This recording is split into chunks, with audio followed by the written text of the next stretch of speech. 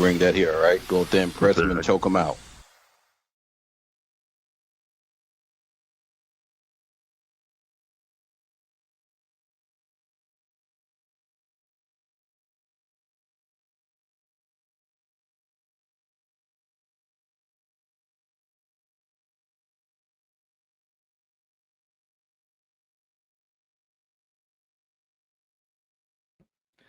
Thank you, Alan. StreamYard muted me after the intro. I appreciate it.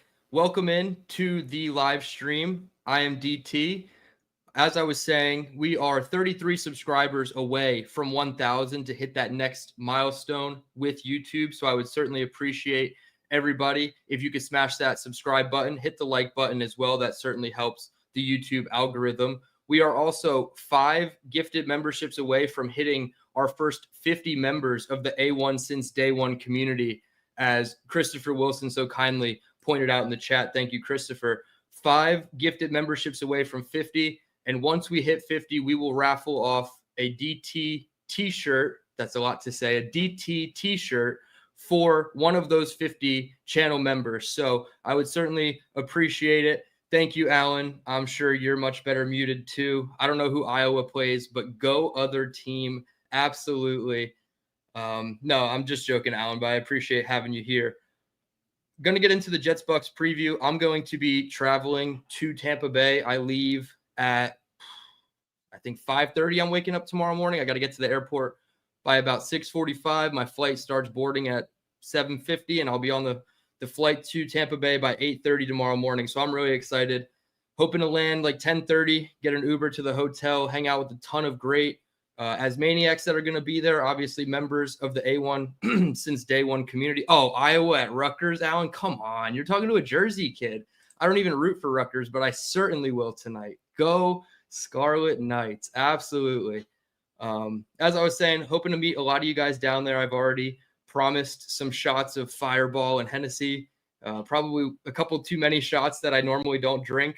Usually Senior Bowl week in Mobile is my only drinking week for me, and I usually just have some rum and cokes to loosen up and talk to some of the people down there. But it's going to be great to get down there in Tampa Bay with all you guys. I'm looking forward to it. So hopefully I'll see a lot of you guys out there.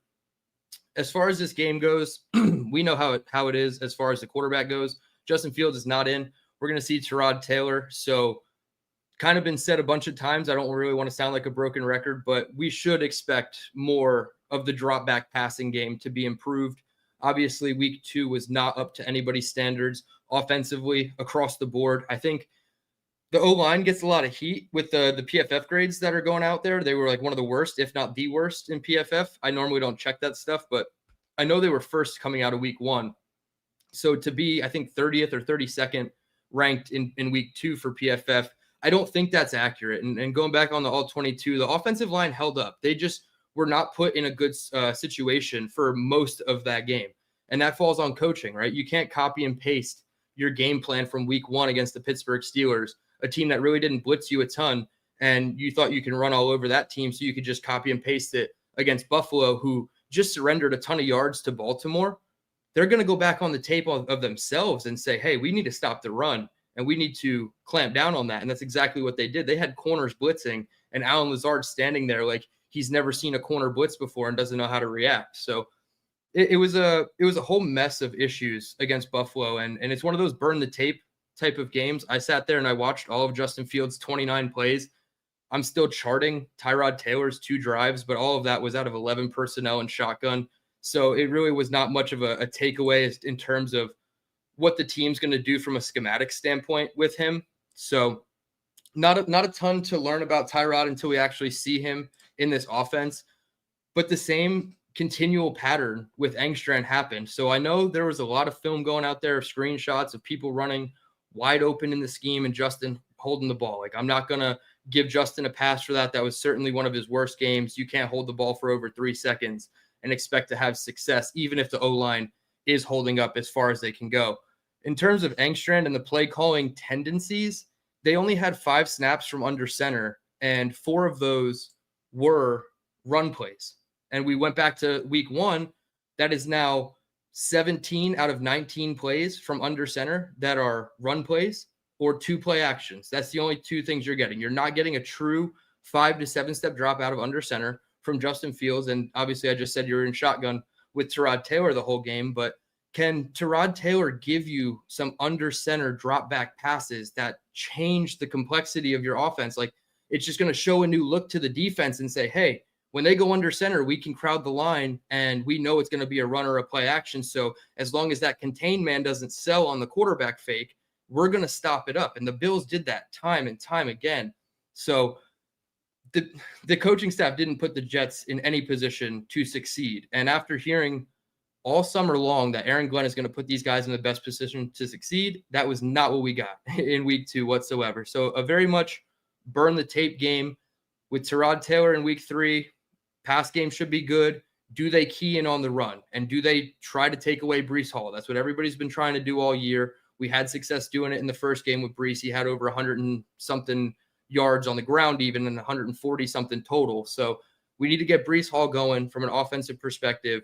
I know they're down Kalijah Cansey on their defensive line, and I made a whole video last week about how Ed Oliver is going to make such a huge difference in that game against the Bucs, or against the Bills, excuse me, and it did not matter. So I'm not going to say the loss of Kalijah Cansey is going to all of a sudden make this an advantageous matchup.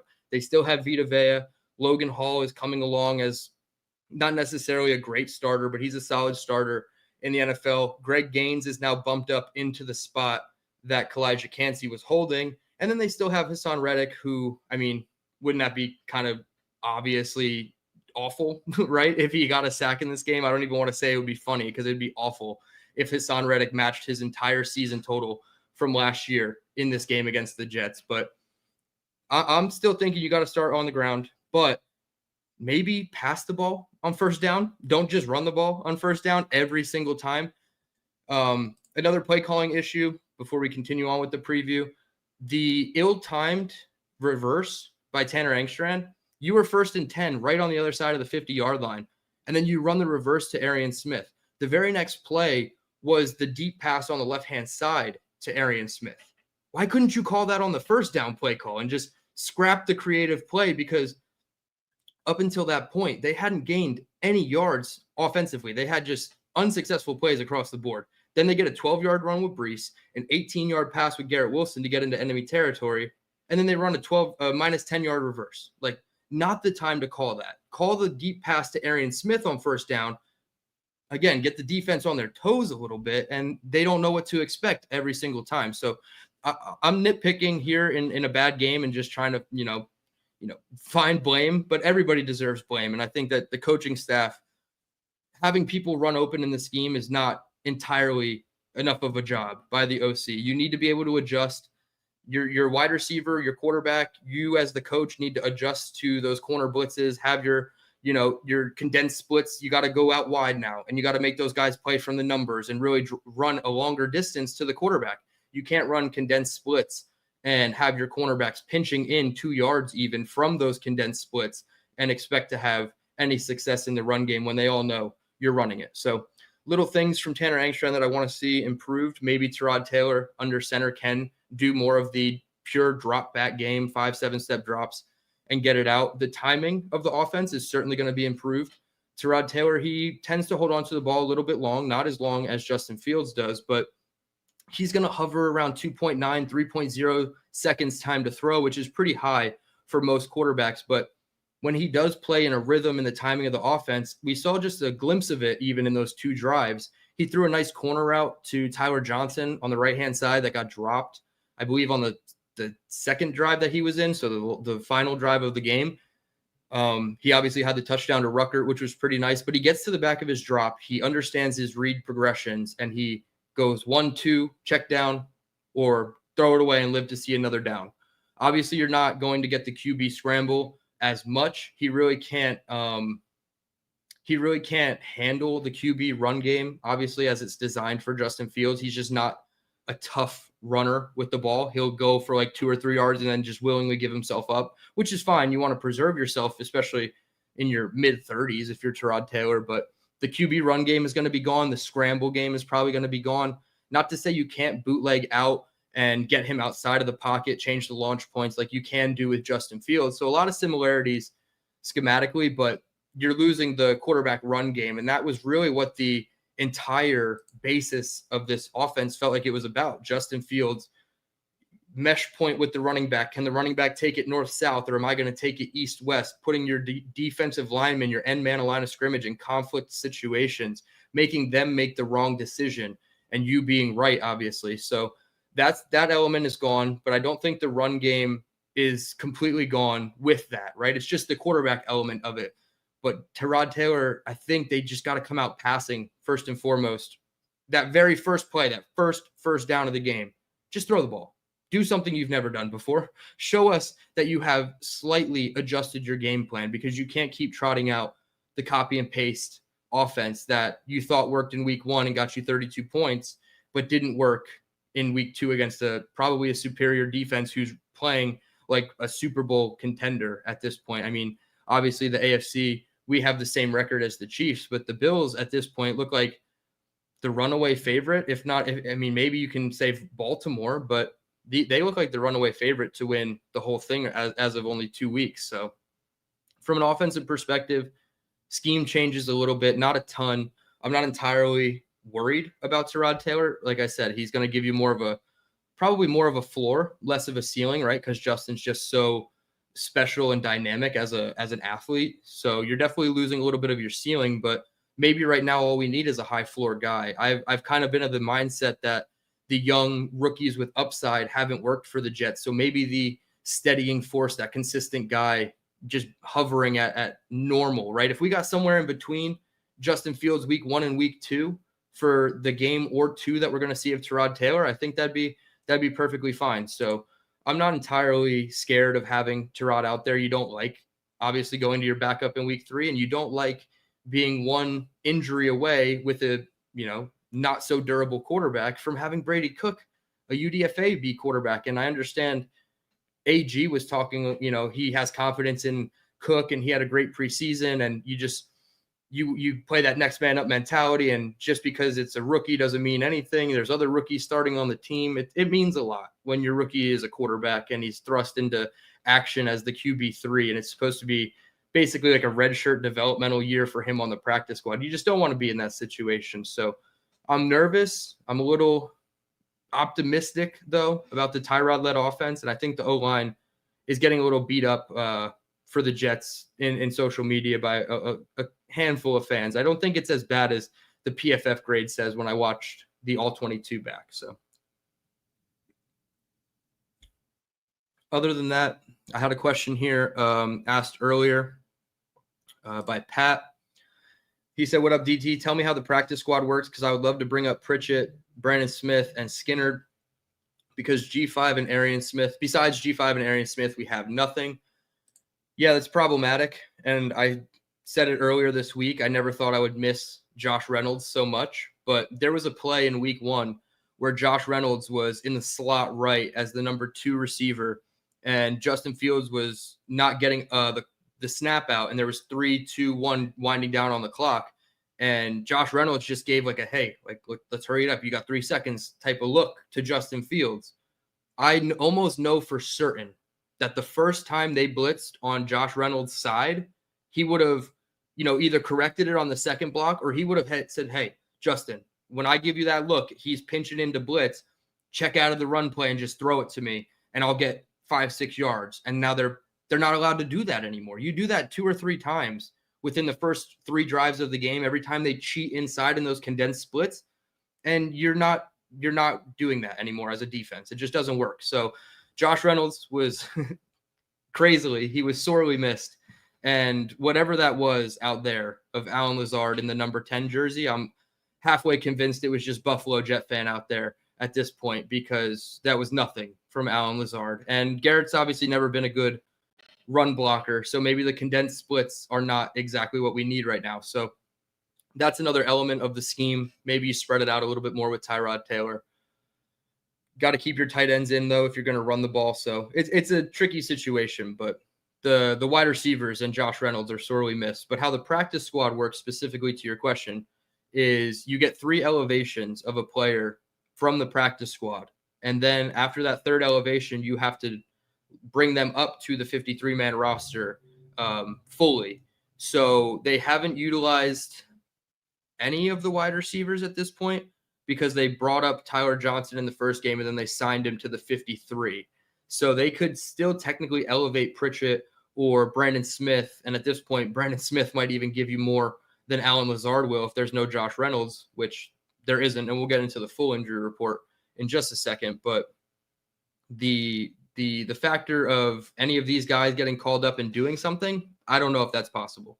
Pritchett, if he was going to get called up, it would be for special teams duty. And Brandon Smith, like I said, he's probably a better blocker at this point than Allen Lazard's giving you, especially last week. And the last guy, Quentin Skinner, he's just a tall contested catch guy down the field, stretch the field vertically type of receiver. They could, find a way to use him. I don't know. I'm a little nervous on how they use these guys, because if they're not getting played now for the likes of Allen Lazard and obviously week 1, Xavier Gibson was still on the roster. So it makes me nervous that they're just not ready. And that's fine. They're practice squad guys for a reason, but they get three official elevations before they have to bring them to the 53. Tom Brady 12 with a Canadian super chat. I appreciate you, Tom Brady. He says, what happens at 0-3? Will season be done? I predicted them to start 2-2. Now it would be 1-3 if they would win against Miami. So I'm kind of still on pace. I still think they would be able to beat Miami or have a chance against Miami. Other than that, like Rich says, FTG, 100%. I'm not scared of 0-3, 6 rings. It's gonna suck, and nobody wants to be there. But most people predicted 0-3, and then you get some of your wins back in the second half of the season, which some of these matchups look a little bit easier. Carolina looks a little bit easier. Cincinnati with no Burrow looks a little bit easier. Obviously, Baltimore, that's probably the one where you're just like, hide your eyes. It's going to be a bad one. But I think they have winnable games down the stretch. So 0-3, yeah, in terms of playoffs, but how many realistic Jets fans were thinking playoffs in this year? I was more leaning towards 2026 being the year that you compete for a wild card, or we're not taking the division as it stands right now, but I thought next year was the year you go for the wild card. But thank you for the super chat. I appreciate it, even though you are the enemy. Truly. It's baffling that there's still no other sports shows out there for you to watch, Patriots related. It's all right. So we pretty much flipped over offense. Now we're on the defense. Alan with a good question. Clemens, McGregor, Barron, all active. That is brutal. As of right now, they're all going to have to be active. I felt like it was a game plan specific thing. Barron was activated week 1 with a more run defense scheme, I believe, against Pittsburgh. I feel like that's what they were trying to deploy, was more of a run defense front with Barron in there and McGregor as a game day inactive. And then they flipped it and they put McGregor in week 2 against the Bills, where I figured that they thought that they were going to have to be in pass rush situations more often. So if they're all active now with Jermaine out, obviously you don't like to see it, but that's where we've been all year. And it's nobody's going to agree with this. And it's probably going to be the sticking point between fans and the coaching staff, because he obviously got rid of Gibson, but you can't fire or cut somebody every single week you lose in the NFL. It just really doesn't work like that. But it's one of those things where the fans are glaringly right about all the people on the defensive line. It's almost like we've been here before. Allen follows it up. Playing JJ 89% week 1 was very irresponsible. I don't know. I can't say it's irresponsible. He obviously got hurt in week 2. It's his ankle. It's obviously it's not the Achilles ankle, which is huge. I think that's really important in the situation. He seemed really nervous about the injury when he sustained it, and then some of his tweets kind of mentioned that he was very thankful that it wasn't as serious as it was. So I'm happy JJ's not out for multiple games, but it's a high ankle sprain, or an ankle sprain, excuse me. I don't want to say high ankle sprain. But I can't say it was irresponsible. If he was ready, he was ready. And he looked ready in week 1. Those spin moves he was putting on, who is it? Troy Fontenot, the right tackle for Pittsburgh. He was fine. And then once he got injured last week, it's obviously a different situation. Leo's dog says, why are we so accepting of an 0-3 start? Team shouldn't be as bad as last year. And yet here we are knocking another shit start. Fields is a stiff. What did we start 1-2 last week or last year on the freaking back of Will Levis throwing the most egregious fumble, and we won by 3 points to a Titans team that picked first overall? Okay. We were 117 field goal yards for Chris Boswell away from winning week 1 in one of the most exciting offensive outputs that this team has seen in quite a long time, including that 4 touchdown hollow ass performance by Rodgers in week 17 or week 18, excuse me, last year against Miami. I don't care about that game. I would much rather that happen in a meaningful game. You wanted to do it for your 500th, and you didn't throw it to Garrett Wilson still, and you didn't want to throw it to Conklin. You were still looking for your boy on the 500th. He settled for a going to Conklin. Fields isn't a stiff. Go watch the tape from week 1. He played like a legit NFL quarterback in week 1. A lot of things went wrong in week 2 for him. I won't put that, I'm not going to deny that, but it's far from a stiff. And 0-3, yeah, like I said, if we're 0-3 and we bounce back to 1-3, then we're the same as we were last year. And I feel a lot more confident about a 1-3 start this year than 1-3 last year. And where were we? 2-1? Oh, we were 2-1 because we beat Pittsburgh or Patriots, excuse me, in week 3. Yeah, that was the highlight of our season, week 3. And then we had 9 days. Again, it really means nothing. We ended with 5 wins. If we end with 6 wins this year, the 0-3 start means nothing. So, yeah, maybe it's not the exact same start as last year, but what did that mean? The start meant nothing. So, I get where you're coming from, though. We shouldn't accept it, and I don't accept it, but, we're here. We're 0-2. We're facing a playoff team, quarterback who threw for 41 touchdowns last year, Hall of Famer who's never had less than 1,000 yards in a season. I'm not accepting it already. I'll be rooting like hell in that stadium next Sunday afternoon. I will be screaming my head off. And if we don't come away with a win, I'll be just as disappointed as everybody else. I'm not accepting it, but this is the reality. We're 0-2 facing a superior team, even though they're banged up. Our boy All-22 Drew says, I don't know why the goalpost has moved. Team was always going to go through some growing pains. The best this roster got was 7 wins. We'll see how this team is after 17. Yeah, pretty much. That's basically what I'm saying. It's people will talk about less talent on this team, sure, but we have a chance to have less talent and more wins at the end of the season. So what does that tell you about last year's team? It was a shit show. We have to fumigate the stench out of this place, and it's going to take more than 2 games. Christopher says, crazy how quick we forget how good Fields looked week 1. He showed he's capable. He just needs to find some consistency. Yeah, 100%. And it felt like, and this is where it's, a negative for him for sure. You can't miss that pass to Garrett Wilson on that dagger concept, first third down of the game. You can't miss that. That's a huge explosive. That's really going to set your team up in a good position. And it's also going to give you confidence to find that consistency. And that's the big issue. And I've been talking about it really all summer long with Justin Fields. If you don't have confidence, you are not going to be able to make it. No matter how good you are as an athlete, how talented you are, if you can't get it confidence-wise, you're just not going to succeed. It's really hard. So I'm not going to put it on Tyrod, Fields, excuse me, entirely. But he just looked bad. He looked really bad in his second game. But the first game, second and third progression reads, throwing it on the proper shoulder to turn your guys upfield, the throw to Tyler Johnson, the throw to Josh Reynolds, the throw to Ruckert on the first third down. I can point to a lot of situations where Fields looked like a very capable quarterback. Harlan says, howdy, DT. What's up, Harlan? Happy to have you here. Justin from Twitter says, if Tyrod wins Sunday, it's Tyrod's team moving forward. Yeah, I think obviously AG didn't commit to that, and he said he's not going to answer those types of questions.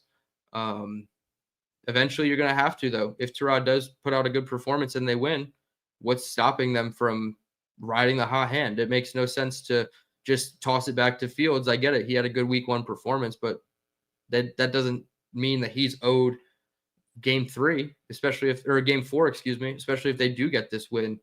And even if Tyrod looks good and they don't win and it's really competitive and the defense shows up and you hold them and it's like a I don't know, like a 20-17 type of game. And it's just, I don't know. There's situations where this certainly becomes Tyrod's team moving forward.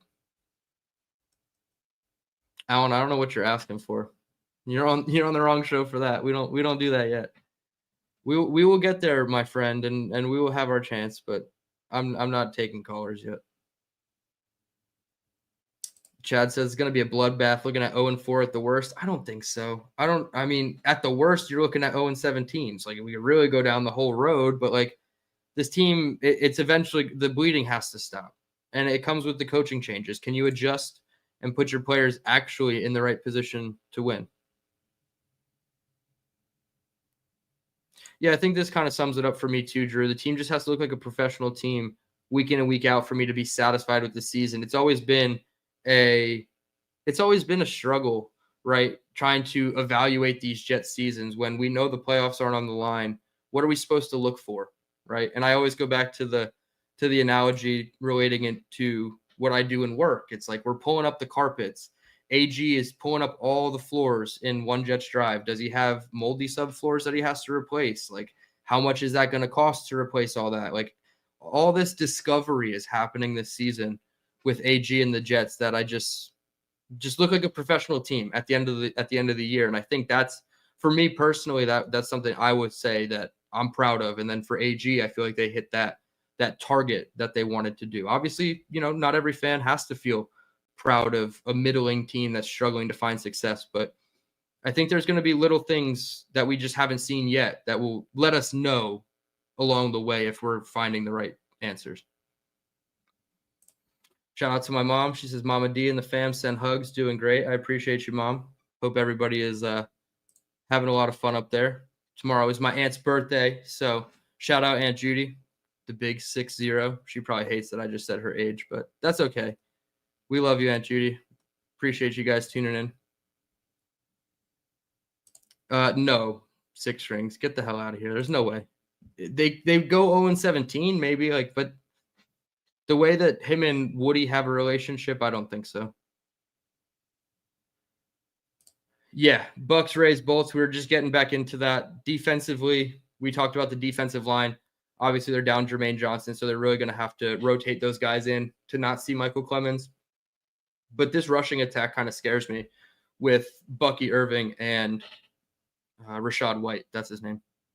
And obviously Baker. I mean, he's a threat too with his legs. I know he's a little hobbled. He's got the foot injury listed on the injury report, but I think Baker's a baller, man. Like, he's going to play through any injury.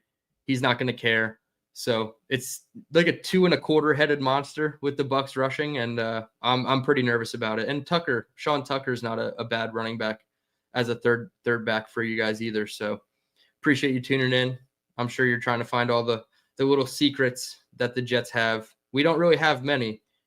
It's just a matter of can we make the necessary changes to show that we can compete with teams like the Bucs, because you guys obviously are becoming a model of consistency, going from Brady to Baker and only having, I think, one season where you were 500. So doing a good job down there. Alan, that's fair. If that's your opinion in 2027, I haven't looked ahead at the whatever divisions we play in 2026, but yeah, I mean, it's not out of the realm of possibility. I would anticipate that my expectation next year, regardless, is going to be compete for a playoff spot in 2026.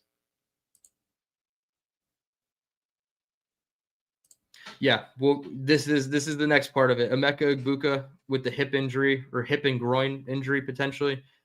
He missed a day or two of practice this week, but it looked like he was back practicing today. So he's on pace to practice fully.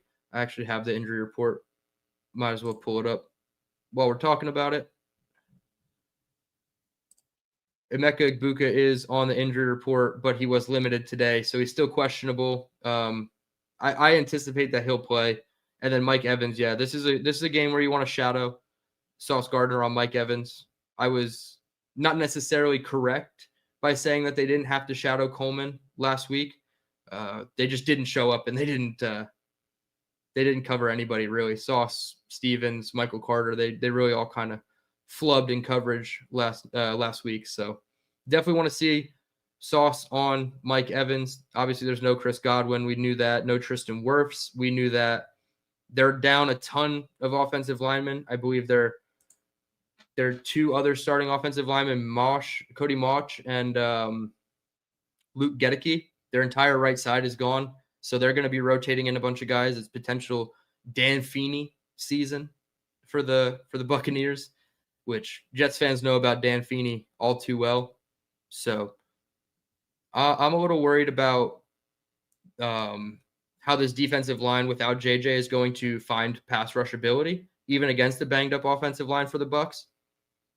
So we really got to figure it out. And that doesn't mean sending a bunch of blitzes, because blitzing means you're left stranded on the back end. And if we can't cover these guys, if Emeka Egbuka can go, and obviously Sterling Shepard's like not a bad option either. He scored a touchdown last week. So if we can show that we can cover, we are able to blitz.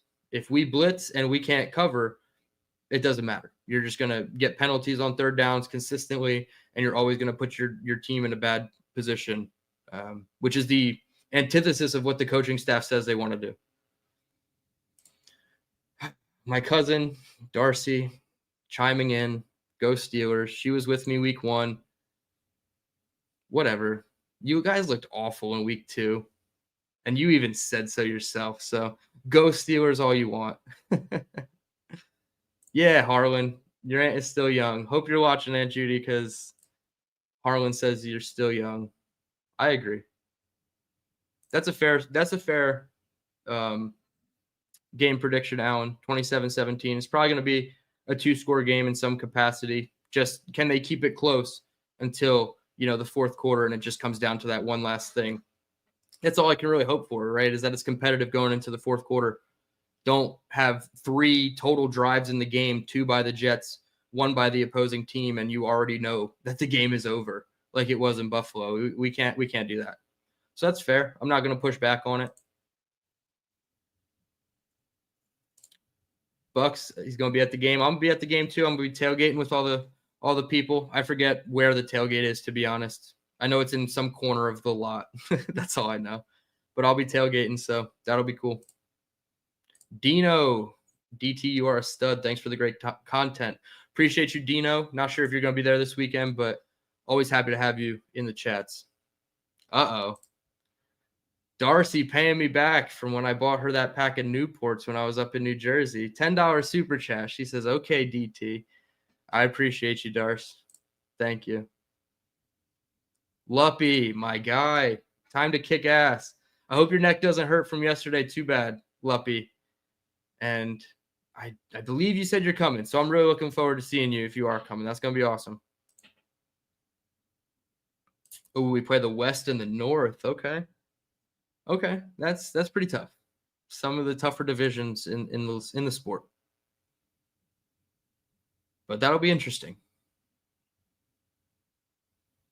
All right. Oh, and from a special teams perspective, I think it's important to note the Bucs have not been performing well from a special team standpoint. 3 total missed kicks this year, 1 extra point, 2 field goals, and they did have a punt blocked by the Texans last week on Monday Night Football. So if there are little wrinkles where maybe we can find something, maybe Chris Banjo can be the spark that finally gets this team a goddamn takeaway. Like we need 1 takeaway. And then AG said they'll come in bunches. And I believe that. They always come in bunches. I always think back to like Jordan Whitehead versus Josh Allen in week 1. Like he had 3 picks. Like once the quarterback and the offense make a mistake, they're prone to continually making mistakes. Absolutely, Dino. Reddick is a goddamn bum. I really hope he's absolutely nullified by Armand Membu and Olu Fashanu in this game. Oh, yeah, Ryan Miller, too. Thank you. Keeping me up to date on all the depth wide receivers on the Bucs. That's a good call out. Luppy says defense needs to show good teams and good coaches overcome injuries. Yeah, defense needs to show up, and you're absolutely right. And AG said injuries aren't an excuse. He's like, I know that they're banged up. We're banged up as well.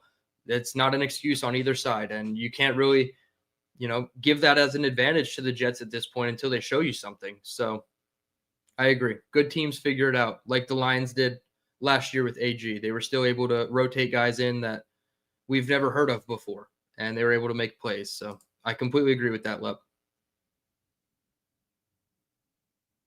I don't want to hear that, dude. Have him hold out for this goddamn game. I think Jets fans would chip in to pay his game check. Joe Boom, yeah, this is part of it. The little things, right? Can they show the discipline? Can they not get fooled completely by play action and your linebackers are 5 yards closer to the line of scrimmage than they're supposed to be? And then when you pass off stuff in zone, you actually have a guy there passed off into the zone that you're passing him off into, like the first touchdown against the Pittsburgh Steelers, where Jamie Sherwood was nowhere to be found for Michael Carter. Yeah, show some discipline. That's one of those little things where it's like, over time, if we show discipline and we stop having these roughing the passer penalties and we're actually, pretty locked down in our coverage, then that's the discipline that we need to see. No more grabbing and getting holding calls on all these third downs against the Bills. Their first 9 third downs I'm looking at, they were just abysmal performances by the Jets. A 40-yard scramble, the roughing the passer, a 32-yard pass by Mitchell fucking Trubisky, a holding on Tony Adams, an incomplete that led to a field goal, 18 yards on 3rd and 9, like ridiculous. You cannot have that on a defense if you're gonna consider yourself a good defense. So show some discipline and play now. Play good.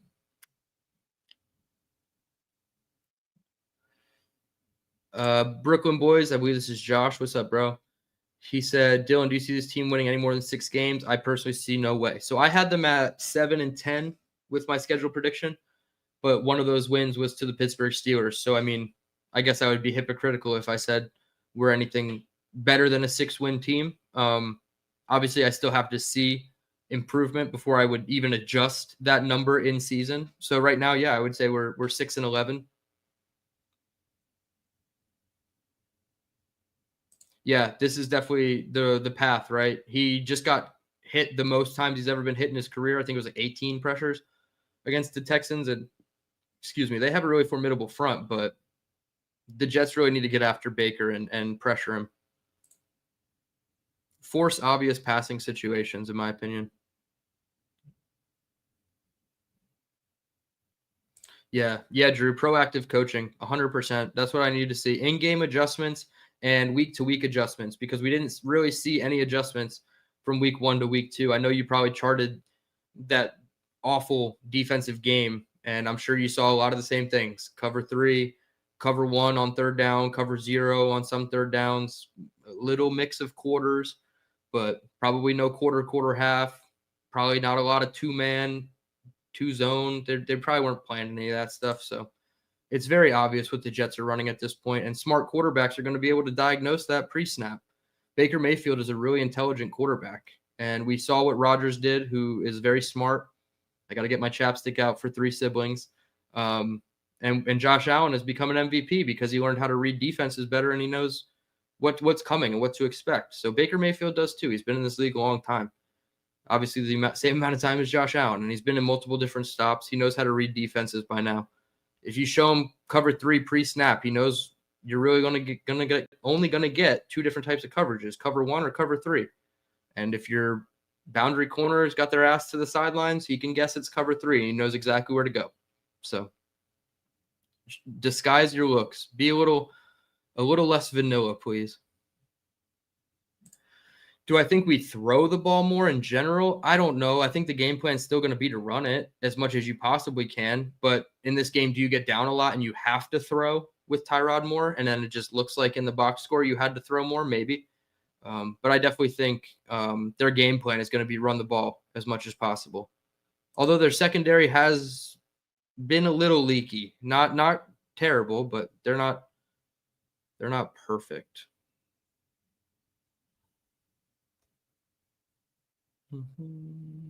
Yeah, Rich.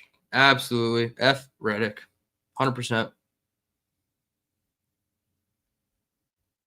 Yeah, the humidity is always going to be rough. I'm from South Carolina, so like the temperature is really changing 4 degrees. It's going to be 4 degrees, a little bit hotter. I'm sure the humidity is a little bit worse in Florida. So we'll see. I'm sure as soon as I walk out of that airport tomorrow, it's going to be awful. Luppy says, what are your expectations on Tyrod? I would think that he's probably going to hover around 200 to 220 passing yards. I want to say he gets 2 touchdowns, but I really think they're going to still lean on the run game. And maybe when they get into the red zone, they start doing more passing than running. So I would say obviously 1 or 2 touchdowns is like still a wide range. I'll go 1 passing touchdown. So 210 yards, 1 passing touchdown. He's only going to give you like 20 yards on the ground, just all in scrambles. And I just think the timing looks better, Luppy. I think that's really what it comes down to. Playing within the timing. When you get to the back of your drop, your wide receivers are getting it out of their breaks. You can throw with anticipation a little bit more than Justin Fields can. So I would expect some more true drop back situations as well. But I'm cautiously optimistic on Tyrod. Just stay healthy, please. Iowa, the only way they know how to score on special teams. Happy for you, Alan.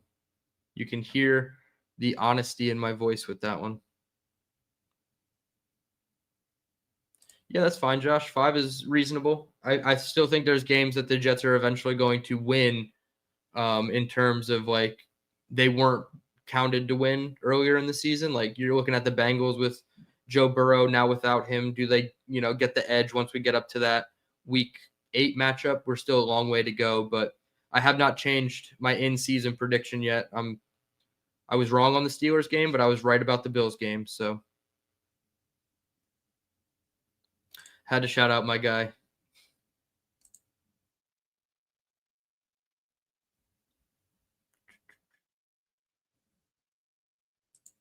I don't know what you're questioning here, Chad. If you're talking about my drink, no, it's not Sam Adams. Yeah, that's really what it comes down to too. And I think the underrated part of the Monday night matchup against the Texans was Todd Bowles. I want to assume that he told the defense to let Nick Chubb score that 25-yard touchdown because Nick Chubb had nothing going all game, and they kind of had it bottled up, and it looked like by the time he got to that second level, they were just like, okay, we're going to let you score. We're going to hold on to our timeouts, and we're going to go down the field and drive and punch it into the end zone with as little time left as possible. And it's exactly what they did. They scored with 6 seconds left with Rashad White. End of the game. You couldn't do anything. So, yeah, I think Todd Bowles deserves a lot of credit for that, but definitely don't let Baker get the ball last. He is an absolute gamer. He will play till the final whistle, and then he'll probably chirp your ear off afterward as well. So I really don't have many negative things to say about Baker. I did earlier on in his career because I didn't like what happened with the Jets, obviously, but that was more just like a bias against him for beating us and giving Bud Light to the people of Cleveland. This seems to be the pendulum swinging back in this direction where coming out of that Sunday game, we were like, oh my God, the Jets stand absolutely no chance against, I don't know, John Bosco, high school or whatever. And like, there's no way that, or Don Bosco, excuse me, not John Bosco, but they don't stand a chance against a high school team is basically what I'm getting at, is what the mentality was coming out of that loss to the Bills. And then the Monday night game happened. The Bucs came out of it a little bit more banged up. And all of a sudden everybody's like, oh, maybe the Jets can win this game. They can keep it close. And, I'm still a little bit more pessimistic on the matchup. I still think the Bucs are so explosive as an offense that our defense really needs to show us something to have a chance. But I don't think an upset is off the table. I love that all the prognosticators took the Bucs. Finally, we're back. Clean sweep against the Jets. It's exactly where we need to be. So I'm not ruling it out, but I'm not expecting a win, is what I should say. What section am I in? I know we're in the corner by the front end of the pirate ship. I think it's 144, 244, and 344 are the group buy tickets that we got. So So I want to say I'm in 144 because I know I'm not in the 2s or 3s. So I want to say 144 is the section that I'm in, but it's in front of the pirate ship.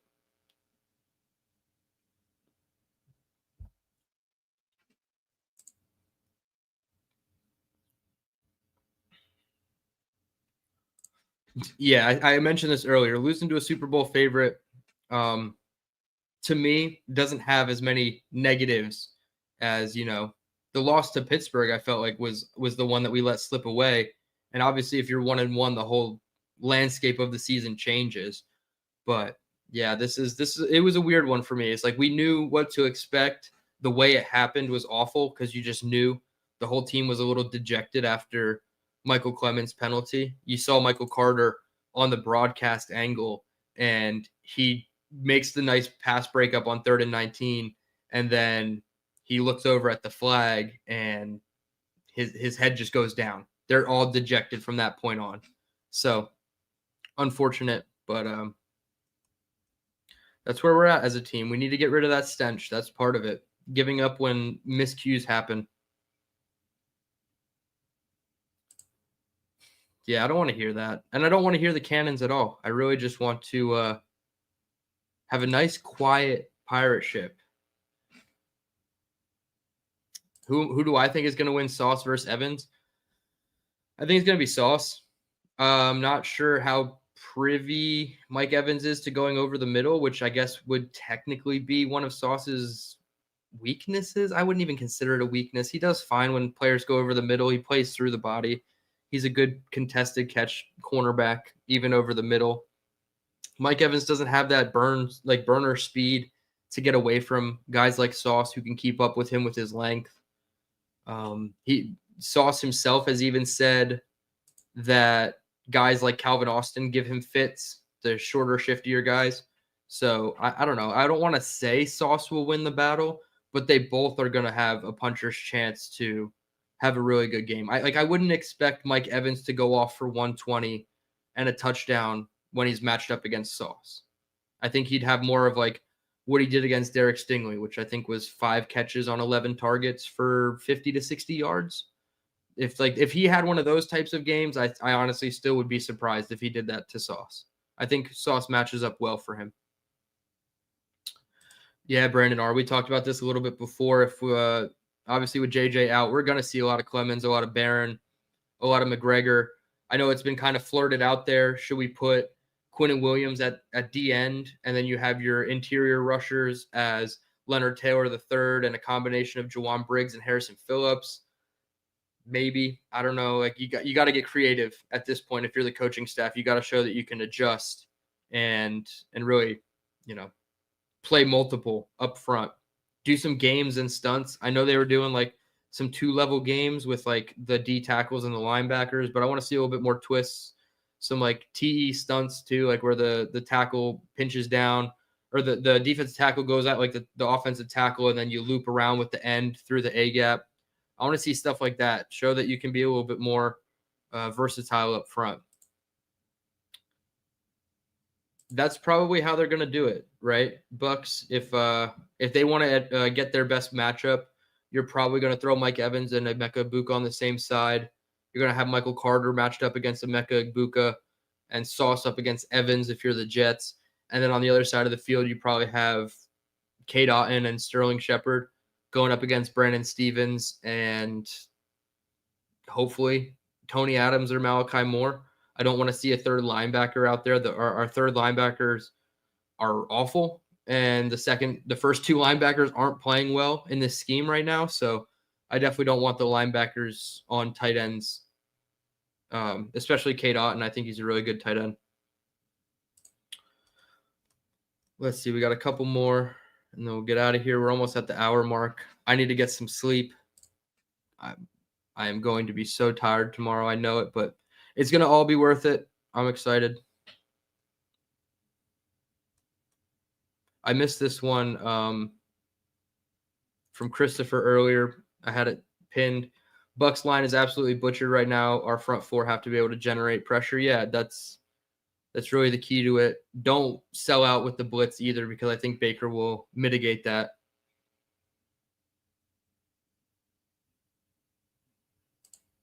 Joe Boom says Bulls played Tyrod Taylor week 17 in 2015.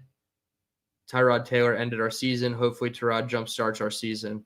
So I'm going to edit this just a little bit, Joe, and I'm sure you'll agree with most of this.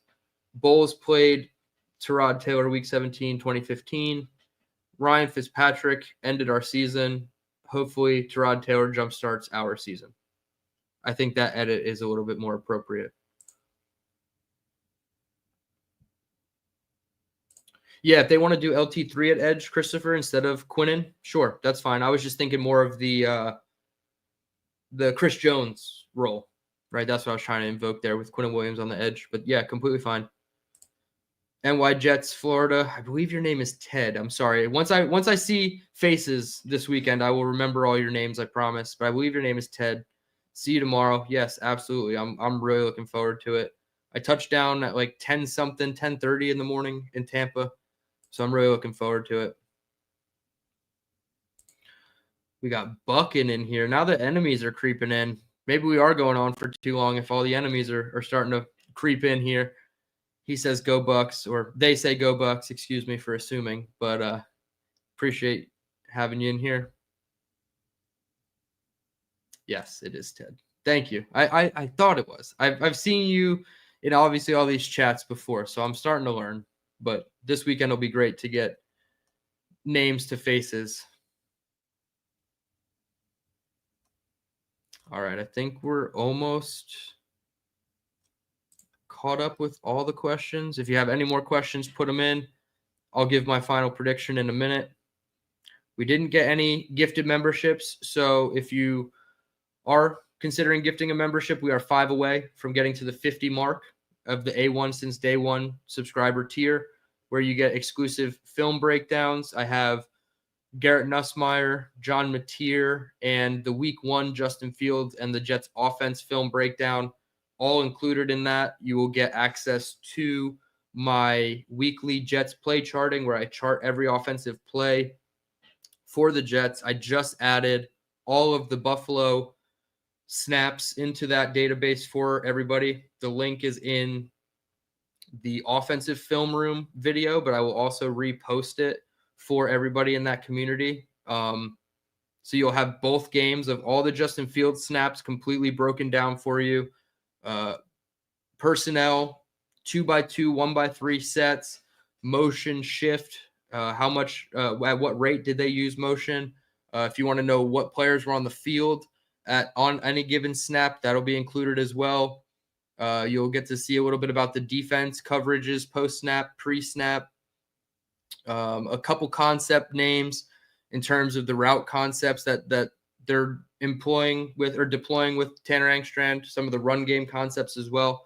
I'm still learning a bunch of the concepts in this offense. I don't know proper names yet. I'm still learning. I have the book of the Detroit Lions offense in 2023, so I'm still pulling concepts from all those, but that's all available for you at the $5 tier. So trying to make it worth your $5, give you a little bit extra incentive to get over there at the A1 since day one tier. But other than that, like the video, help me with the YouTube algorithm. I'm making a final push to 1,000 subscribers. We were at, I think we needed 33 going into the video. So if you want to subscribe to the channel, I appreciate that as well. Take a couple more questions. I see Buckin has a question. I don't know if we feel like an extra fuel going up against Todd. I feel like he would have that more for the Jets, if anything, just based on the fact that they fired him. But I don't think Jets fans look at Todd Bowles in like a negative way. I don't think there's any Jets fans out there that dislike Todd Bowles. They always, I feel like they speak highly of Todd Bowles. So I don't think so from a fan perspective. Like, it's not like Aaron Rodgers, right? It doesn't have that same kind of juice to it. And I don't even think it did when he first left and went on to be the DC there. So, no, I would say no, but I feel like Jets fans are just kind of used to coaches, players, everything leaving and becoming better. So we're kind of just numb to it. Bucks Rays Bolt says 17-14 or 21-17. I'm really happy that you are projecting the Jets to win. That's really nice of you. 17 17-14 would be a great winning score for the Jets.